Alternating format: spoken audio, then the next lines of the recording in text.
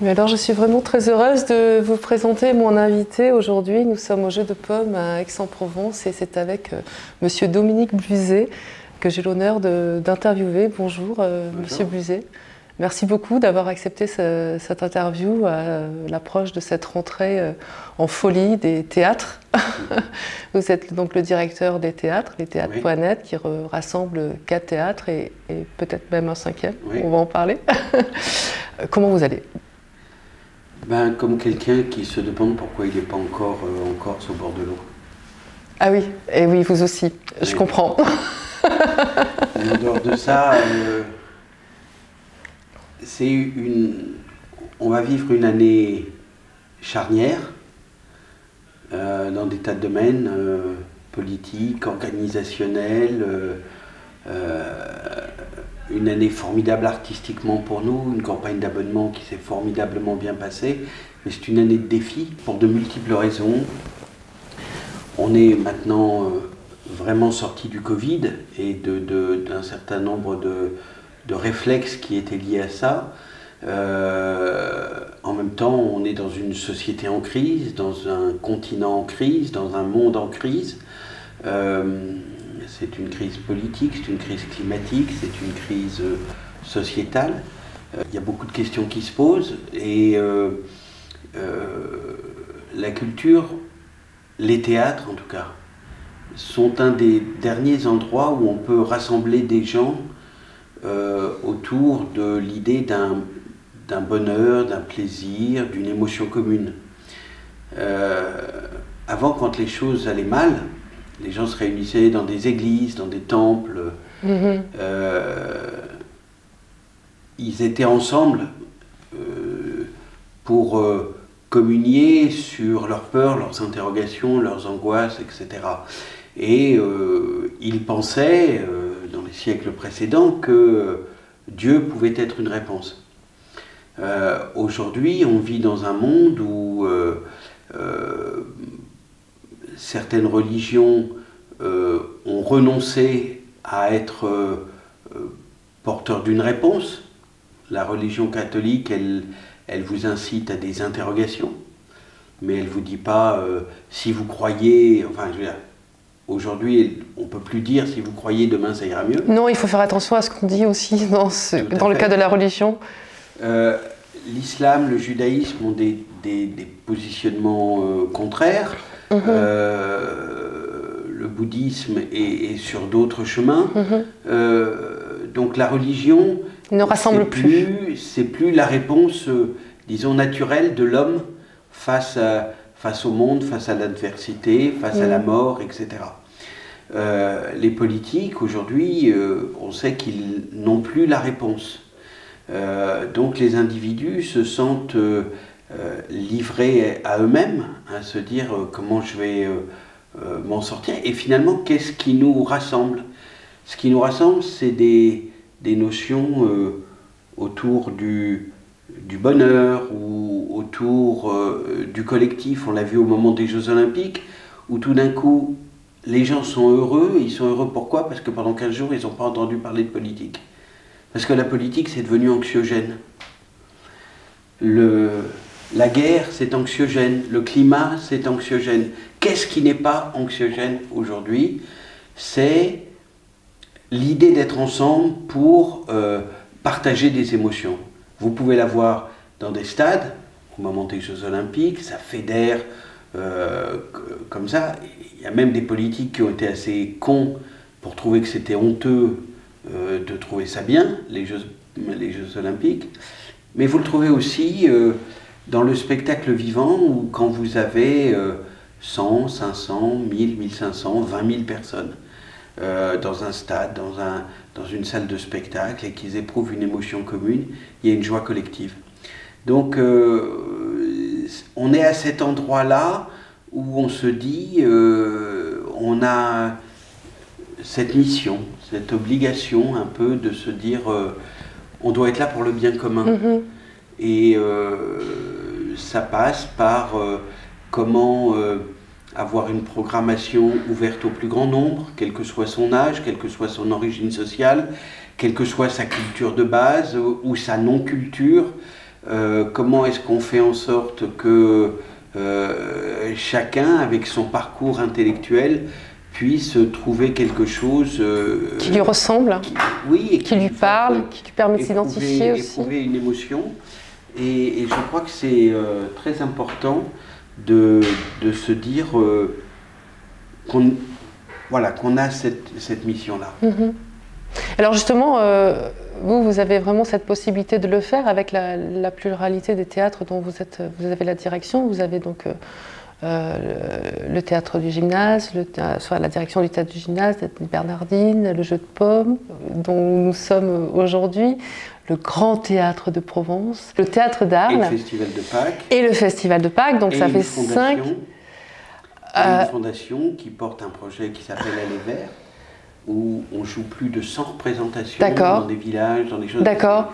Et c'est très important pour moi d'aller vers les gens, donc, pour ceux qui ne viennent pas jusqu'à exactement. nous. Et ça fait vraiment partie du projet. Je crois que aujourd'hui, moi, ce qui m'a intéressé dans cette aventure, parce que cette aventure, je l'ai construite de toutes pièces. Je suis arrivé il y a 35 ans à Marseille. J'avais eu un parcours un peu de premier de classe. J'avais été le plus jeune directeur de théâtre en France, un des plus jeunes metteurs en scène d'opéra. J'avais tourné au cinéma avec les plus grands metteurs en scène, joué dans les plus grands théâtres. J'avais un parcours d'acteur, de metteur en scène, de producteur, de directeur. Et j'ai voulu quitter Paris à 29 ans en me disant que je ne voulais pas devenir un singe savant et reproduire tout ce que j'avais fait. Je voulais aller dans une ville où je connaissais personne. Il se trouve que ça a été Marseille. Les Grecs anciens, ils ont un mot qui s'appelle le kéros. C'est la rencontre du hasard et de la destinée. Et Marseille, finalement, c'est une ville qui m'a donné une raison d'être. D'abord parce que ma mère était corse et je pense que la Méditerranée, inconsciemment, est devenue à ce moment-là un élément structurant de ma vie, moi qui vivais à Paris et pour qui la Méditerranée c'était un lieu de vacances mais c'était pas autre chose. Et puis il y a eu Marseille, il y a eu Aix, il y a eu Arles. Marseille m'a donné le sens du grand à cause de l'infini de la mer. Aix m'a donné le sens du beau parce que il y a cette architecture, etc. Et Arles m'a donné le sens de l'histoire.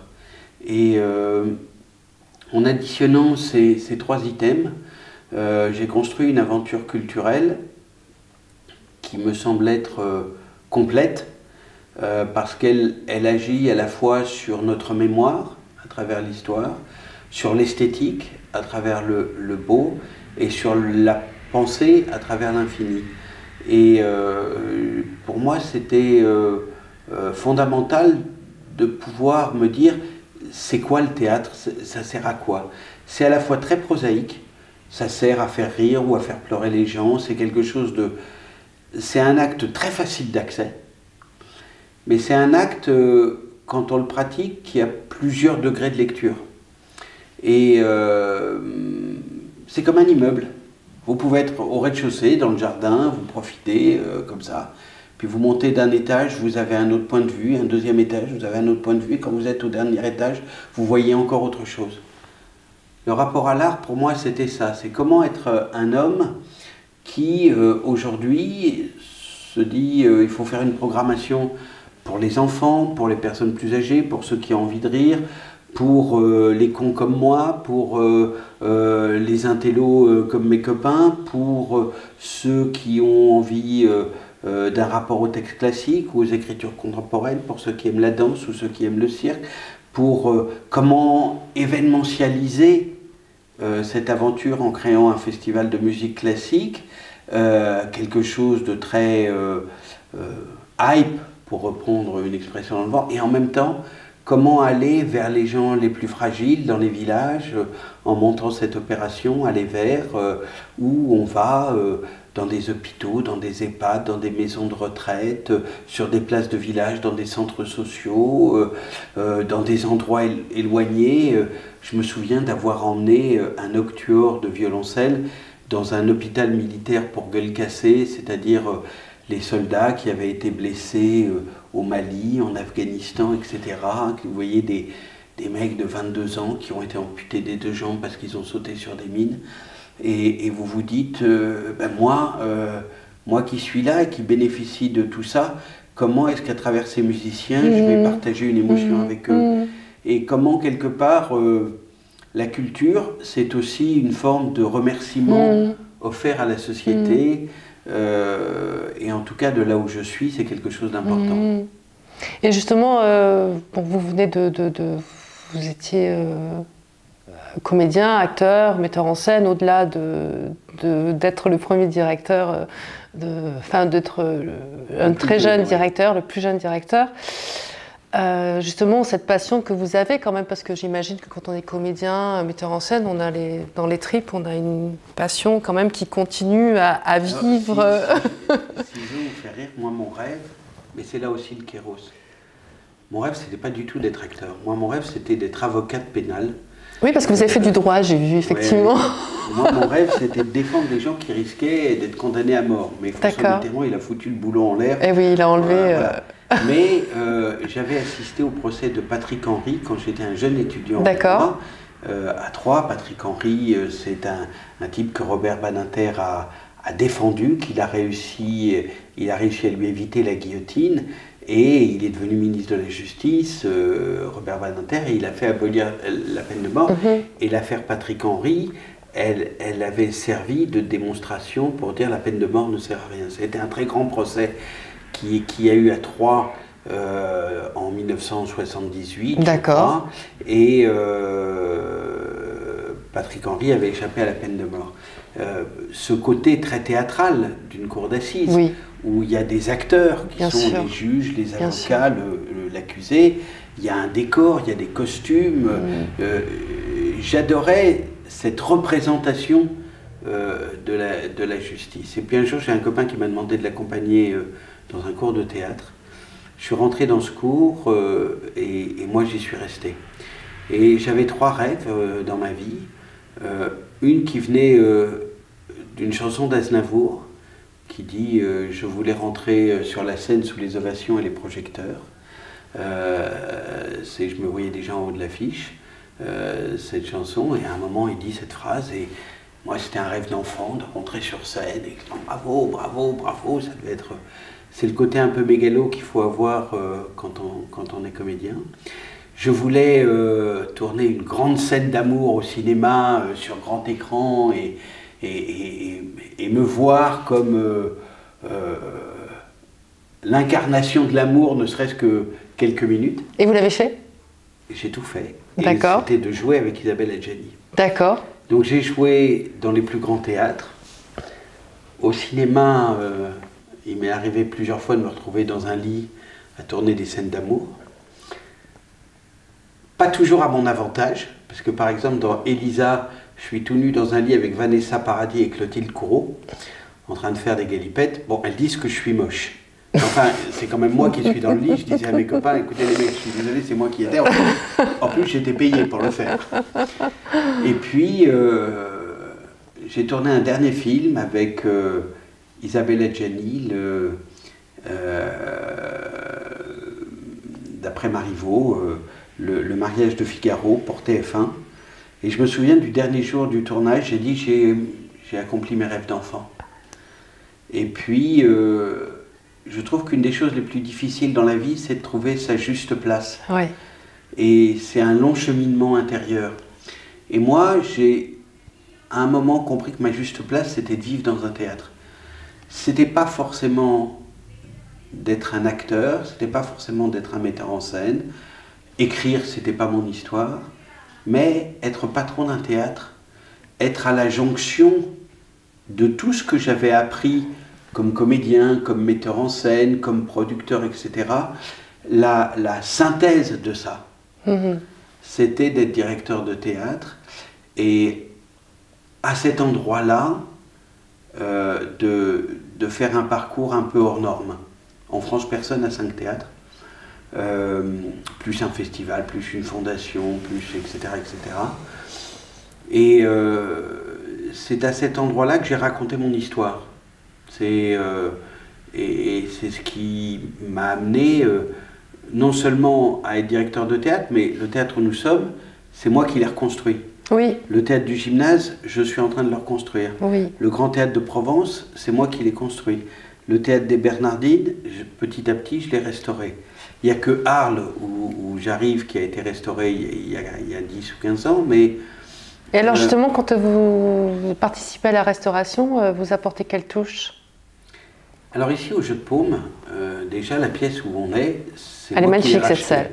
C'est moi qui l'ai racheté, enfin c'est moi qui l'ai fait racheter. D'accord. C'est-à-dire que de l'autre côté de la rue, il y a l'hôtel de Grimaldi-Raguse. Oui. En 1664, je crois, Louis XIV vient faire le siège de Marseille, qui s'est révolté contre le pouvoir central. Et il y a l'archevêque qui habite en face, et Louis XIV habite chez lui, derrière ses murs. Et ici, c'est un jeu de paume. Et donc, comme il s'emmerde un peu, il vient jouer au jeu de paume, qui est le sport à la mode. Voilà. Donc ça devient un jeu de paume royal, parce que Louis XIV y a joué. Vers la fin du XVIIIe siècle, le jeu de paume, c'est un sport un jeu qui tombe en désuétude.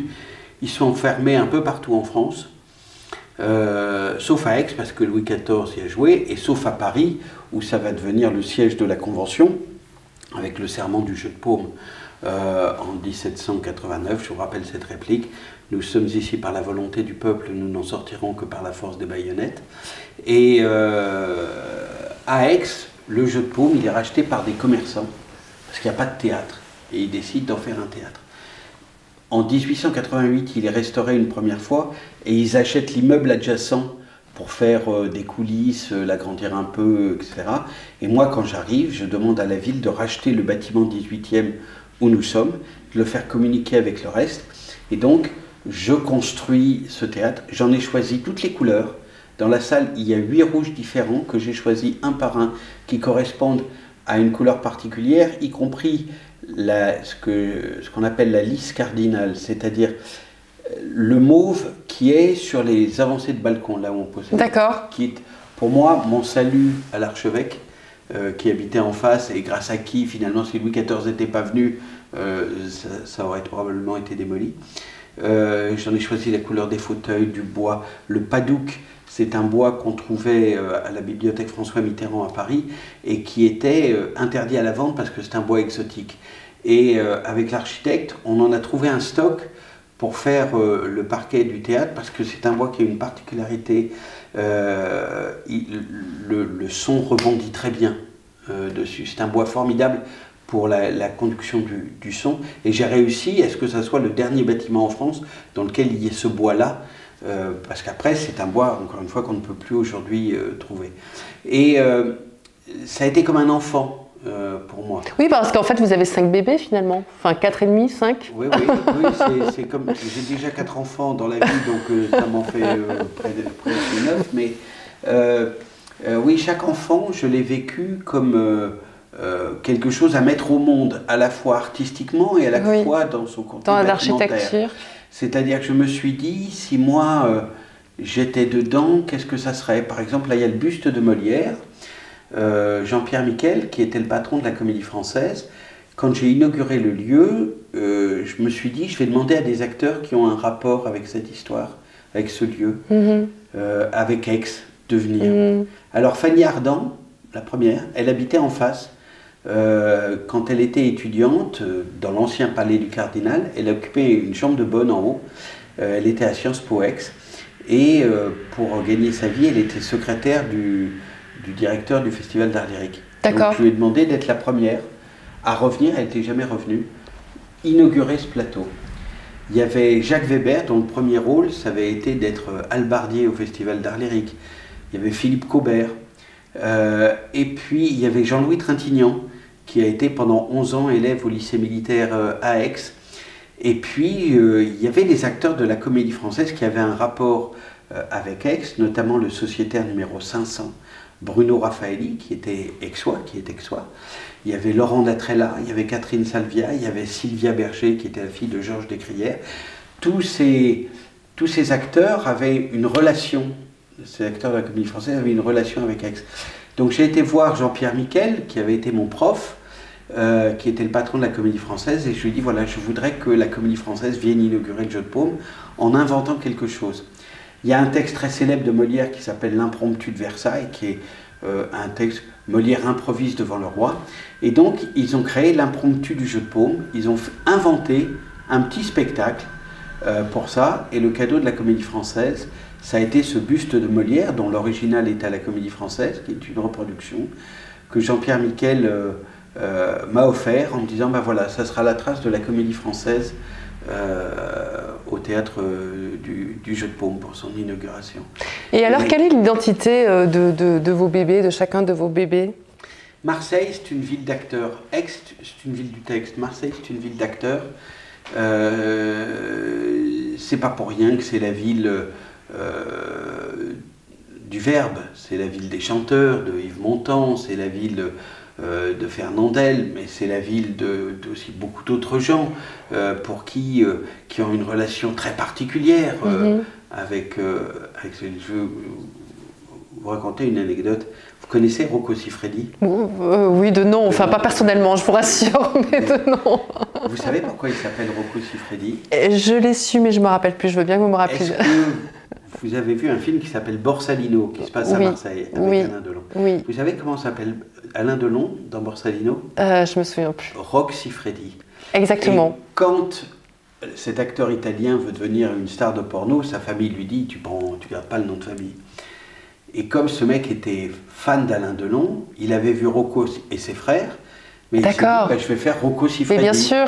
Et Marseille a été le lieu de baptême, y compris d'un des plus grands acteurs porno au monde, Rocco Siffredi. C'est une ville qui est traversée d'histoires d'acteurs étonnantes, d'histoires de chanteurs, d'histoires de... voilà. Et ce territoire, ex-Marseille, il y a des choses étonnantes qui s'y sont passées. Au milieu du 19e siècle, dans une école à Aix, côte à côte, mais vraiment côte à côte, à l'école communale, il y a 2 élèves. C'est Cézanne et Zola, côte à côte. Vous vous rendez compte la tranche de l'instituteur au paradis? Il fait, putain, quand j'avais Mbappé et Zidane dans la même classe, je ne savais même pas. C'est ça, il ne se rendait pas compte. Ça relève de... C'est incroyable, oui, oui. Et dans le même temps, des années plus tard, à Marseille, on a Alain Delon. Non, on n'a pas Alain Delon, mais dans la même classe, oui. On a Albert Cohen et Marcel Pagnol qui sont dans la même classe. Oui. Et vous vous dites, 2 des plus grandes écritures sont là. C'est un bottin mondain de l'art, Aix-Marseille. 3 des plus grands peintres français sont enterrés à Aix. Cézanne, Picasso et Masson. 3 des plus grands chorégraphes de l'humanité viennent de Marseille. Marius Petipa, Maurice Béjart et Roland Petit. Vous avez toutes ces flopées d'acteurs, de Yves Montand, de Fernandel, de tous les autres qui sont passés par là. De ces acteurs, vous vous rendez compte que Alain Delon est venu vivre avec Mireille d'Arc à Aix-en-Provence.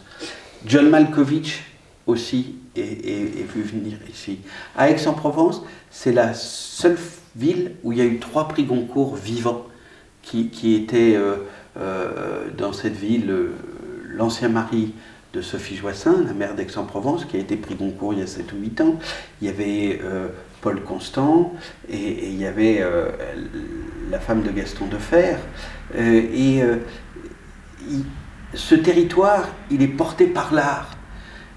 Au-delà des bâtiments de ces théâtres qui sont effectivement un peu comme des enfants, quand vous êtes sur ce territoire, vous êtes l'héritier d'un parcours artistique qui est hors du commun, de Van Gogh à Picasso à Cézanne,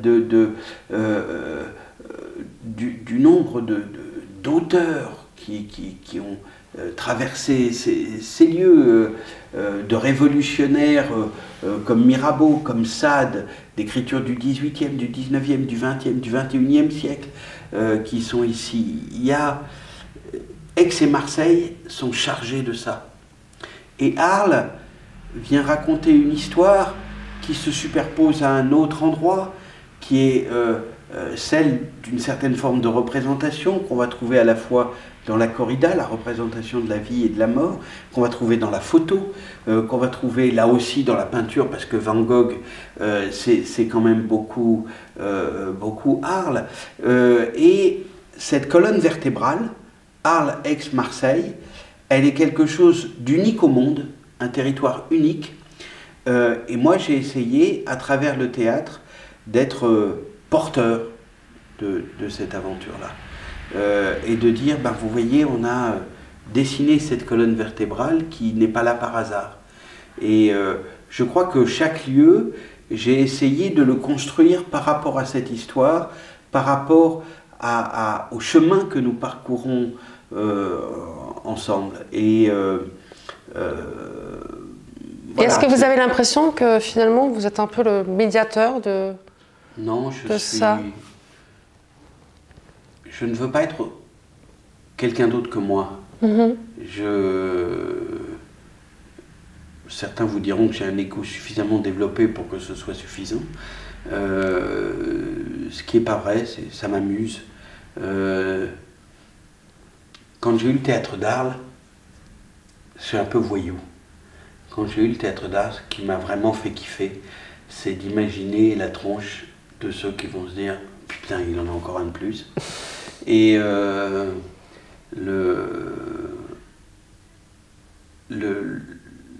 pour moi, c'est pas là. Vous me demandiez ce qu'il faut avoir dans les tripes. Oui. Moi, ce qui me fait avancer, c'est que je crois que, en ce qui me concerne, pour réussir ma vie, il fallait être quelque part un bâtisseur. Il fallait avancer, il fallait construire, il fallait entraîner une équipe dans une histoire, raconter quelque chose qui soit utile à la société, qui veuille dire quelque chose, qui soit le fruit d'une passion. Que le jour où on cesse d'aimer, on meurt. Et moi, je me suis fait tatouer un tag qui veut dire « J'aime aimer passionnément », qui est une phrase des Souffrances du jeune Werther. Je crois fondamentalement à cette idée dans la vie, ce qui nous guide, c'est d'aimer passionnément. C'est d'aimer les êtres, c'est d'aimer les projets, c'est d'aimer un territoire, c'est d'aimer la communauté qui nous entoure, de se sentir redevable à la vie, de nous offrir ce qu'elle nous offre, et à partir de là, de se dire comment j'apporte ma pierre à l'édifice et comment je construis. C'est une question de foi, pas forcément une foi religieuse, mais une foi dans la vie. Bien sûr. Et une foi dans quelque chose... qui vous porte peut-être? Oui, qui vous fait avancer, qui vous fait grandir ouais. à chaque fois, parce que vous vous dites, à chaque pas que je fais, je peux construire quelque chose de plus grand. Chaque pas que vous faites vous apprend aussi à aller... un rapport au temps, parce que vous savez que ça devra continuer après vous. Les bâtisseurs de cathédrales, celui qui commençait savait qu'il ne verrait jamais de son vivant la cathédrale construite. Une cathédrale, il y avait 6, 7, 8 générations qui passaient. Il fallait entre 100 et 200 ans pour construire une grande cathédrale. Le rapport à l'art, c'est un peu ça. On peut en avoir conscience ou pas conscience. L'artiste, il n'en a pas forcément conscience. Je suis certain que Van Gogh ne s'est pas posé la question de sa peinture 150 ans après lui. Pour autant, nous qui occupons des bâtiments, nous devons nous projeter dans cette idée de, quand on les restaure, à quoi vont-ils servir dans les 50 ans qui viennent? Comment seront-ils encore vivants? Comment est-ce qu'on va former des nouvelles générations de spectateurs? Parce qu'on a arrêté à un moment, on a fait l'erreur dans les années 80, parce qu'on avait une génération extraordinaire d'artistes de théâtre, on a fait l'erreur de cesser de s'intéresser aux générations montantes. On s'est intéressé au présent et on ne s'est pas intéressé au futur. Et aujourd'hui, il y a une rupture pour les gens qui ont moins de 40 ans est-ce que le théâtre, ça sert encore à quelque chose? Comment est-ce qu'on fait aujourd'hui pour ramener les gens vers le théâtre, sachant que dans l'histoire, ce qui a fait venir les gens au théâtre a évolué. Au XIXe siècle, c'est les hommes qui emmènent leurs femmes au théâtre, parce que c'est un rôle social. C'est important de se faire voir, il n'y a pas d'autres endroits, et les théâtres sont décidés comme des lieux de représentation sociale, avec les loges, avec la corbeille, le parterre, etc. etc. C'est un lieu, en fonction de là où vous êtes assis, vous êtes là où vous êtes à votre place dans la société. Tout à fait. C'est comme ça jusque dans les années 30, 40. Après la guerre, il y a l'essor du cinéma, il y a les vedettes, comme on les appelle, ne sont plus au théâtre, elles sont au cinéma. Le cinéma, il n'y a pas de place, le rôle social du spectacle disparaît. Il existe un peu encore au théâtre, mais il y a une mutation qui va s'opérer, c'est que ce ne sont plus les hommes qui emmènent les femmes au théâtre, ce sont les femmes qui vont devenir les principales prescriptrices. Dans les années 70, 80, 90, 2000, une femme, elle est prescriptrice pour 5 personnes. Elle va emmener sa mère, elle va emmener sa sœur, elle va emmener sa fille, elle va emmener sa meilleure copine, accessoirement son mari. Moi, quand je suis arrivé à Marseille, si vous vouliez draguer, il fallait venir au gymnase les soirs de match. Il y avait tous les bourrins qui étaient au stade, ouais, vas-y machin, et toutes les femmes qui étaient au théâtre. C'est-à-dire que les mecs au stade, la répartition, on avait des groupes, on avait, je me souviens, un groupe de plus de 160 femmes abonnées, qui ne venaient que les soirs de match. Et il y avait un rapport de séduction entre l'acteur et la spectatrice qui n'existait pas dans le rapport de l'actrice et le spectateur. Moi, quand je présentais une saison, si je disais, il y a 30 ans, quand ils avaient 30 ans de moins, il y a Bernard Giraudot, il y a Pierre Arditi, il y a Francis Huster, j'entendais des « oh, oh, oh », puis on s'abonnait pour aller voir Bernard Giraudot, parce que c'était le charme de l'acteur. Aujourd'hui, la notion du charme chez l'acteur a beaucoup disparu au cinéma. Il faut être monsieur tout le monde. Mais peut-être parce qu'aussi on a cette nostalgie aussi. Non, parce qu'il faut être monsieur tout le monde. D'accord. Quand personne n'a envie aujourd'hui d'être Alain Delon, d'ailleurs personne n'en aurait la capacité. C'est peut-être pour ça qu'il y a une nostalgie. Ah mais il y a une nostalgie d'Alain Delon. Mais il y a toute cette génération d'acteurs, en fait, de grands acteurs qui ne sont plus.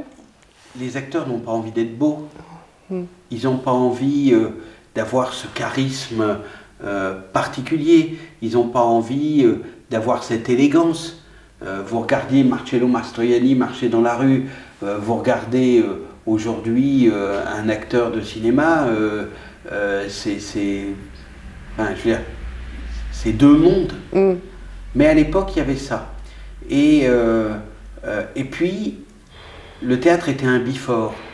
C'est-à-dire qu'à l'époque, on n'aurait pas vu des femmes aller dans un bar boire un verre de vin blanc. Ça se faisait pas, ça faisait vieille pochetronne, quoi. Donc, l'idée, c'était d'aller au théâtre et d'ensuite de se retrouver à dîner entre copines. Le dîner de filles, ça a toujours existé. Mais avant, il fallait un prétexte. Et ce prétexte, c'était de dire chérie, on va aller voir le Cid. Oh non, vas-y avec tes copines, je vais regarder le match à la télé avec les copains, etc. etc. Et ban débarras, elles allaient entre filles au théâtre. Et les restaurants à côté du gymnase, ils étaient pleins de filles. Des tablés de 20, 30 filles. Et c'était quelque chose qui n'existe plus aujourd'hui. Les spectatrices qui avaient, parce que la moyenne d'âge c'était 30-35 ans. Les spectatrices qui avaient 30-35 ans aujourd'hui, elles ont 60-65 ans. Elles ont peur de sortir le soir. Donc elles viennent beaucoup moins. Donc on doit réinventer le monde qui va avec le théâtre. Le théâtre, ça ne peut plus être simplement la représentation. Donc il faut inventer une histoire différente. Cette histoire différente, elle passe par quel est l'état d'esprit qu'il y a dans ce théâtre.